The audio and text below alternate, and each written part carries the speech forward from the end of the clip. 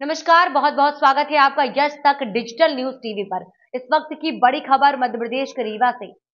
उप मुख्यमंत्री के दरवाजे पर विज्ञान संकाय के शिक्षक एवं शिक्षिकाओं ने दिया दस्तक। शिक्षा मंत्री से उप मुख्यमंत्री ने की चर्चा। अतिशेष शिक्षकों के गले में लटके स्थानांतरण की तलवार। सैकड़ों की संख्या में महिला एवं पुरुष शिक्षक हुए प्रभावित। रीवा जिला शिक्षा विभाग में इस समय हर कंपनी की स्थिति निर्मित हुई है।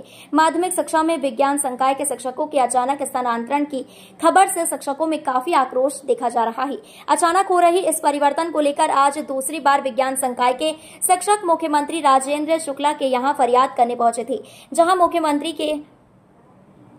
जहां उप मुख्यमंत्री के द्वारा शिक्षा मंत्री से चर्चा की गई है। दरअसल शिक्षा विभाग के द्वारा विज्ञान संकाय के अतिशेष शिक्षकों के लिए स्थानांतरण के निर्देश भी जारी किए गए हैं, लेकिन रीवा जिले में कितने पद खाली नहीं हैं जिससे उन्हें यहां रखा जा सके। विज्ञान संचार के अतिशेष शिक्षकों का कहना है कि इसमें काफी मात्रा में महिला शिक्षिकाएं हैं और लगभग सभी पद सिंगरौली जिले में खाली हैं, जहाँ उन्हें स्थानांतरण किया जा रहा है। ऐसे में अचानक वह अपने परिवार एवं बच्चों के साथ कैसे पहुंच सकते हैं। इस बात को लेकर आकर्षक शिक्षक एवं शिक्षिकाओं के द्वारा उप मुख्यमंत्री से इस विषय पर आज दूसरी बार चर्चा की गई, जहां जिला शिक्षा अधिकारी भी मौजूद थे। उप मुख्यमंत्री ने आश्वासन दिया है कि शिक्षा मंत्री से संबंध में चर्चा की गई है और अप्रैल माह तक के लिए यह आदेश डाला जा सकता है।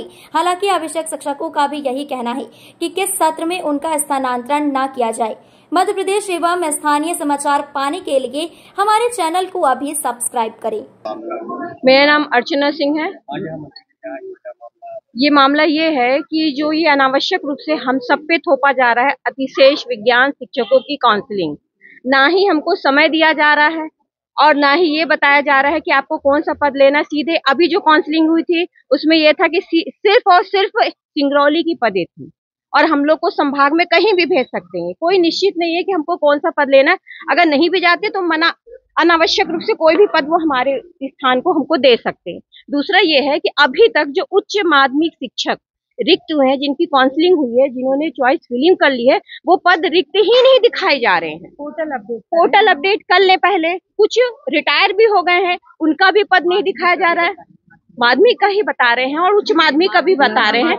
दूसरी बात ये है कि अभी जो CSE BSc है वो पद भी उन्होंने क्लियर नहीं किया है, जिससे हम सभी बहनों को और भाइयों को सुविधाएं मिल सके कि हम भी इसी जिले में रहकर और सही पद ग्रहण कर सके और हमको अनावश्यक रूप से यहाँ रीवा जिले से कहीं न भेजा जाए। यही चाहते हैं कि ये काउंसलिंग रुके।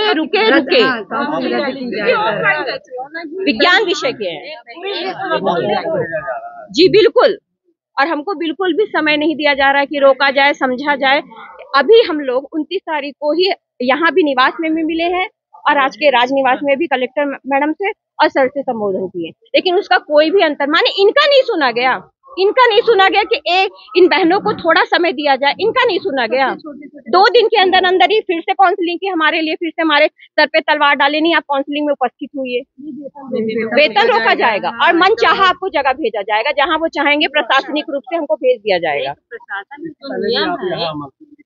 जी सर, हम लोग को ये देखा जाएंगे, बात करेंगे। हो सकता है आपका 31 मार्च तक रुकने की कोशिश करेंगे, लेकिन 2 दिन में ही उन्होंने काउंसलिंग के आदेश दे दिए। नहीं सर, आश्वासन दिया कि जिला के बाहर भी नहीं भेजेंगे। अभी 29 रोका जाएगा काउंसलिंग।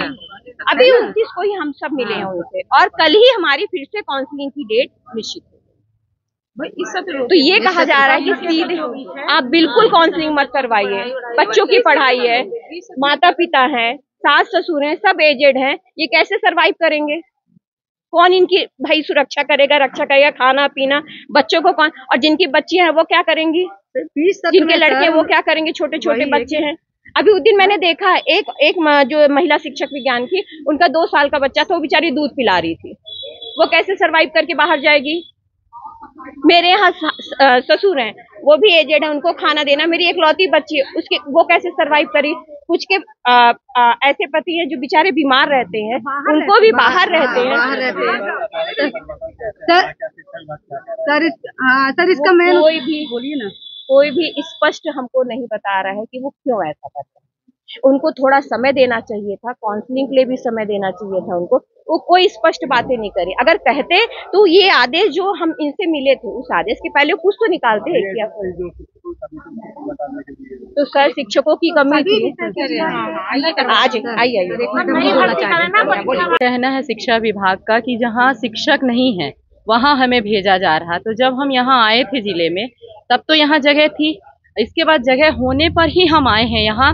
चाहे हम भाई हो चाहे बहन हो, सारे लोग विज्ञान के शिक्षक की आज ऐसी दुर्गति कर दी है प्रशासन ने कि जिसकी कोई सुनवाई नहीं हो रही। माध्यमिक विभाग में जो पोस्टेड थी महिला, खासकर विज्ञान की, उनको यहाँ से जिले से बाहर भेजने को मजबूर किया जा रहा है कि आप चॉइस फिलिंग करें। बहुत सारी जो हमारे साथी हैं उन्होंने की भी, जो हम लोग नहीं जानते हैं कि कितनी दूरी पर है स्कूल, कहाँ पर है, और चॉइस फिलिंग करें। फिर इसके बाद ये हुआ कि मंत्री जी से हम लोग मिले तो आश्वासन मिला कि वो बात करेंगे सीपीआई से, पीएस से बात करेंगे, कोई बीच का रास्ता निकलेगा जिसके हिसाब से हम लोगों को कुछ दिनों के लिए यहाँ मिलेगा और फिर जैसी सुविधा होगी वैसी व्यवस्था होगी। पर आज ये स्थिति है कि आज हमारी काउंसलिंग कल है फिर से, और उसमें भी ये कहा गया है कि यदि आप लोग चॉइस फिलिंग नहीं करेंगे तो आपका वेतन आगामी माह का रोका जाएगा। तो मेरा कहना ये है कि अभी तो फिलहाल काउंसलिंग बिल्कुल रोक दी जाए और इसके बाद कोई रास्ता निकालें तो जिले ब्लॉक जो जहां का है उसको वहीं पोस्टिंग दे, क्योंकि हम लोग ऐसे ही नहीं आए थे।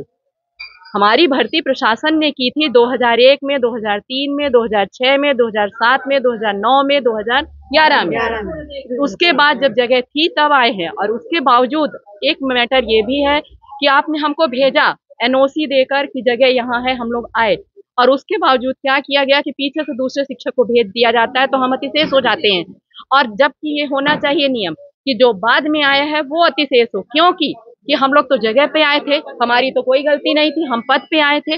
आज जो शिक्षक अगला आ रहा है वो पद के विरुद्ध आ रहा है तो उसे आप बाहर निकालिए और हमें वहीं स्टे दीजिए, उसी स्कूल में स्टे दीजिए।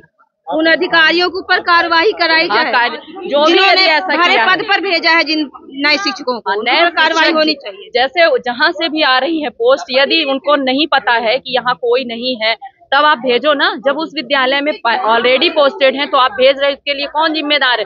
प्रशासनिक अधिकारी जिम्मेदार है और पूरा अमला जिम्मेदार है, ना कि हम निरीह शिक्षक।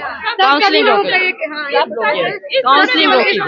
31 मार्च तक सर हम लोग की काउंसलिंग स्थगित की जाए, बस सभी लोग बस यही है, थोड़ा आप लोग कोऑपरेट करें हम लोगों के साथ और हम लोगों की बातें प्रशासन तक पहुंचाएं, जिससे हम लोगों को कुछ राहत महसूस हो सके, क्योंकि हम लोग बहुत परेशान हैं मानसिक रूप से, शारीरिक।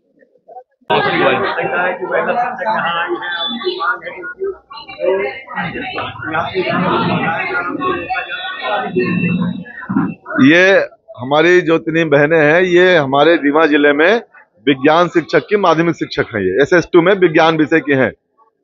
विज्ञान विषय में जिले में जगह नहीं है, पद रिक्त नहीं है, इस कारण ये अतिशेष हो गई हैं। संभाग में भी जगह नहीं है, सिर्फ सिंगरौली में जगह है। और इन सब की मांग थी माननीय मुख्यमंत्री महोदय, उप मुख्यमंत्री महोदय से कि हम लोगों के मिड टर्म चल रहे हैं और बच्चे की परीक्षा प्रभावित होंगी तो मार्च तक ये काउंसलिंग रोक दी जाए। और भैया ने इनके मांग पर आदरणीय शिक्षा मंत्री महोदय से बात की है और उन्होंने आश्वासन दिया है कि हम बात करके बताते हैं। अब देखिए उसका क्या रिजल्ट आता है सामने।